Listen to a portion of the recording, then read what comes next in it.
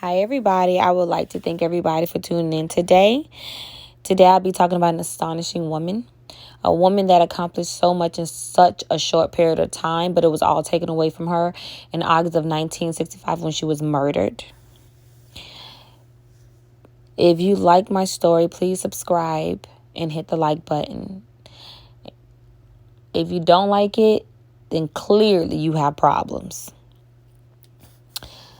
Today, I'll be talking about Alberta Jones. There's not much about her upbringing, but just a small little story about when she was 14 years old and she was summoned to the Louisville Domestic Relations Court as a witness. And pretty much that's it. But the funny part about that story is she later becomes the first woman prosecutor in domestic relations court. She was so ahead of her time. It just amazes me. Anyways, Alberta was born to Sadie and Odell Jones November 12, 1930. This beautiful woman graduated with honors from Central High School, then attended the University of Louisville majoring in accounting.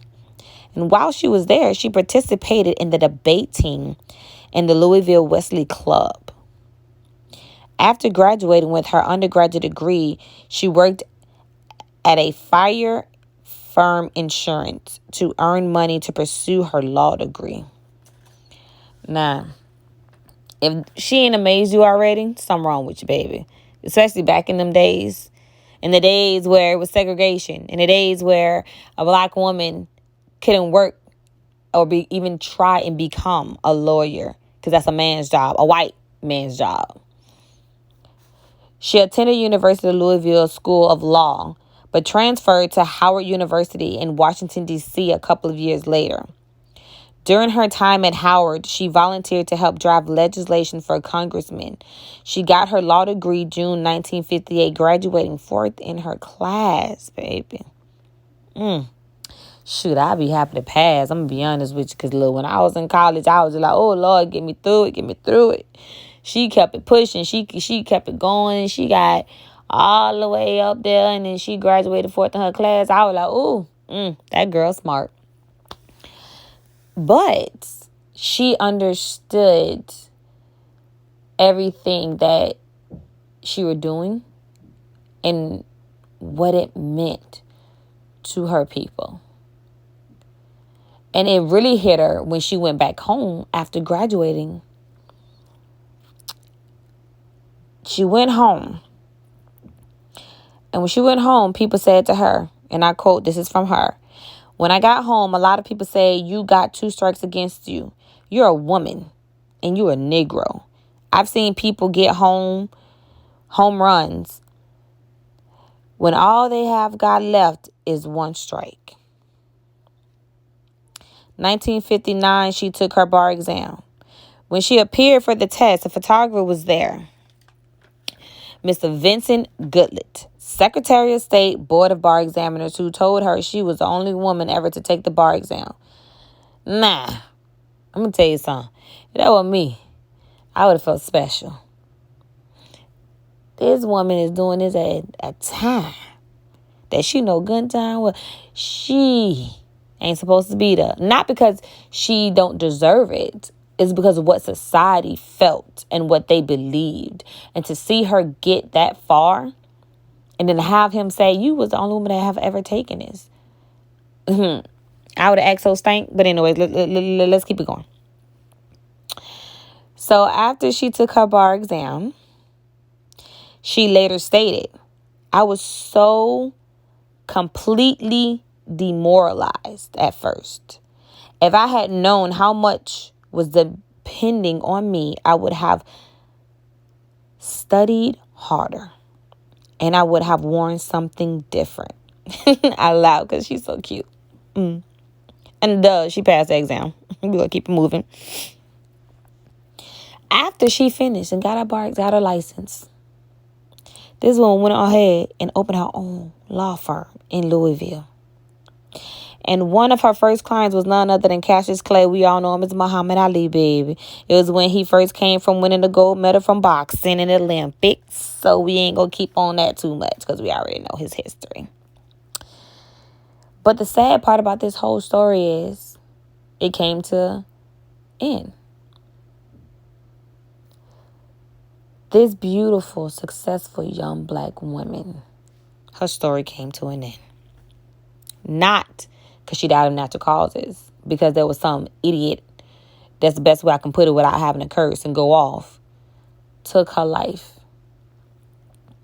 March 1st, 1965, she began working as an assistant prosecutor for Louisville Domestic Relations Court, becoming the first black woman prosecutor for Kentucky. Actively participating in her community, president of the Independent Voters Association, she helped organize voter registrations in her neighborhood. She went door-to-door campaigning. Her drive to lead to the fall of the 1963 resulted in 995 new legislative voters in an effort to petitioning the Board of Voters Registration to set up registration booths in each city's 12 wards.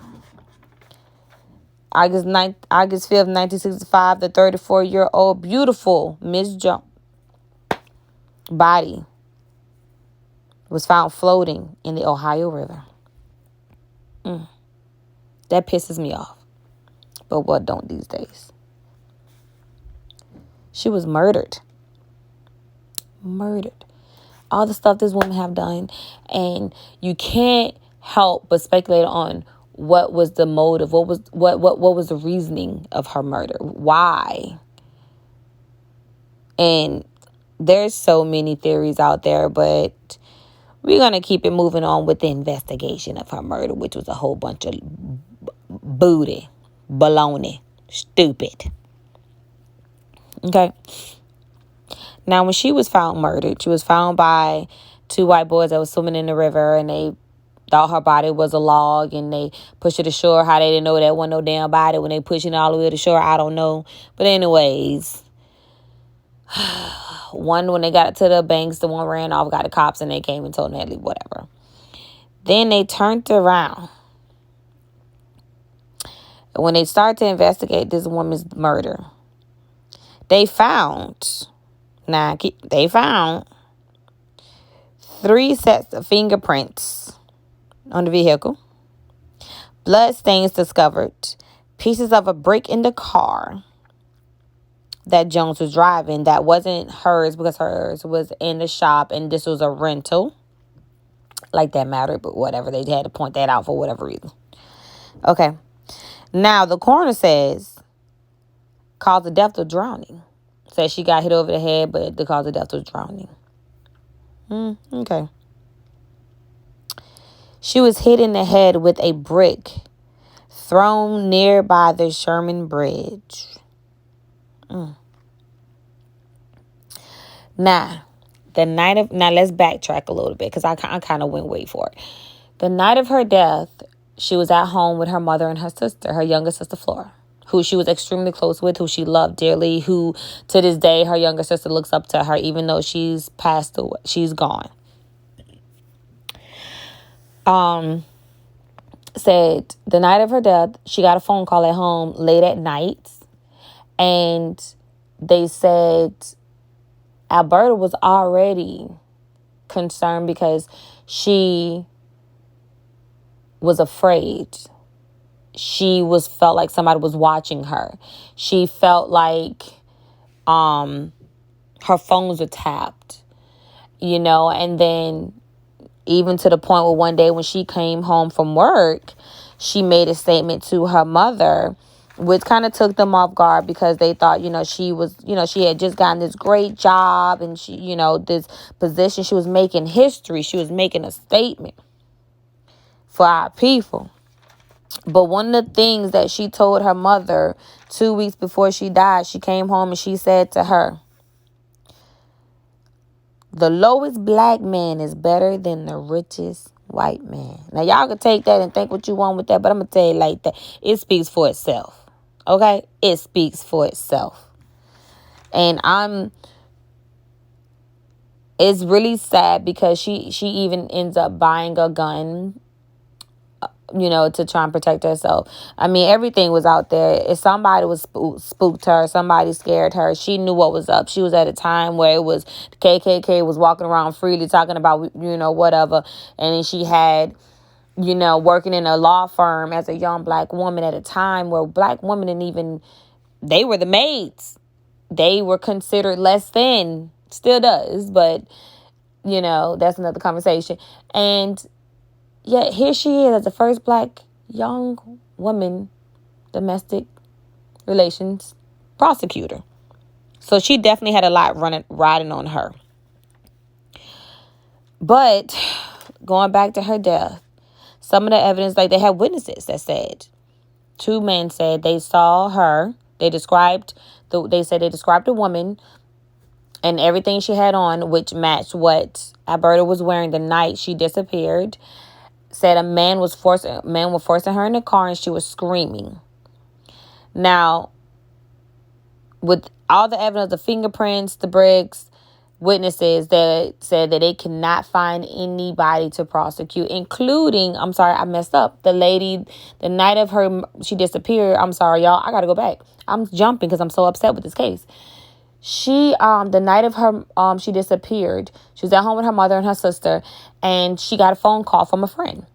Now, this friend was calling her, telling her to come pick up a wig that she had, because apparently the woman does wigs. But Alberta was like, no, it's too late. There's nothing I can do. I'm not coming.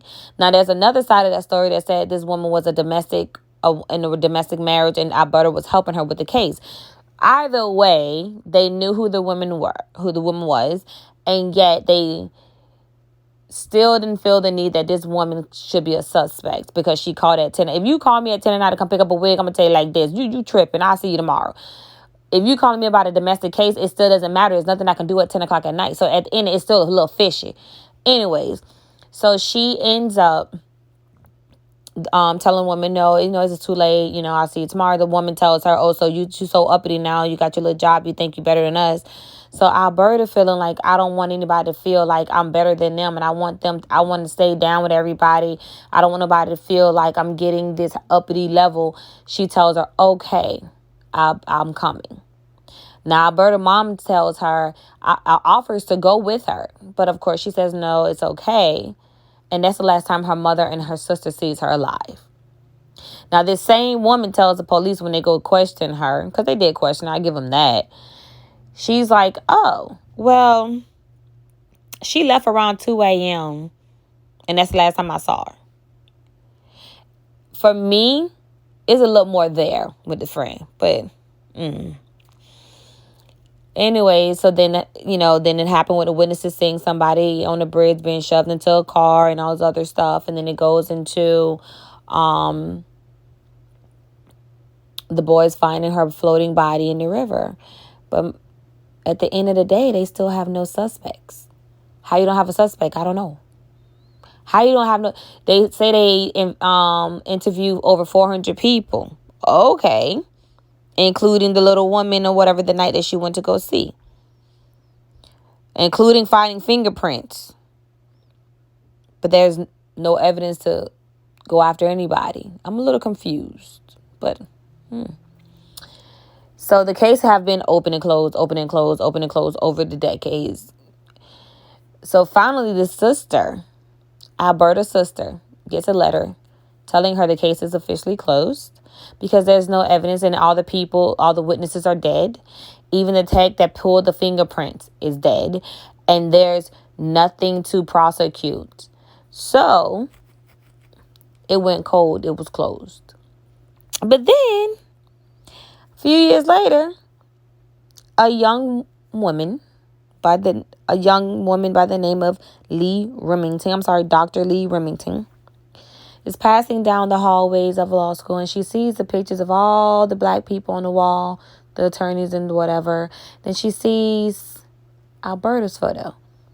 She started asking, who is that? Nobody know who she is. So she did a little digging, and she finds out who Alberta was. She also finds out that the letter that was sent to Alberta's sister was lies. And that, in fact, the tech that pulled the fingerprints was still alive. He was not dead. And there are witnesses that were still alive. They were not dead. So there's a lot to speculate here when it comes to Alberta's case because it's like you can go so many ways on It could be she was murdered because she was a black young prosecutor. She was murdered because of some people even say that the Muslims killed her because of the Cassius Clay aiding thing or whatever, because Muhammad Ali fired her because she charged him $2,500. But in reality, even her colleagues at the time said you should have charged him $7,500. So not only was she giving him a break, even in the contract, she really wasn't getting nothing out. She was trying to make sure that he was okay in that contract, yet he still fired her. Then also there's some speculations where people said she was targeted for, her work with civil rights, with the voting. It's so many things out there where it's like you can kind of run with. But if it was me, my opinion, I will go right back to the friend. And I will also go back to the day when she said the lowest black man is better than the richest white man. Those are the two things that stick out for me. The friend who called her at night, and when she came home and said that. So for me, that is what I would look into when it comes to her case. But of course, I'm not an investigator or a lawyer. I'm just somebody that actually likes to read and try and figure things out. But all in all, this was a beautiful woman.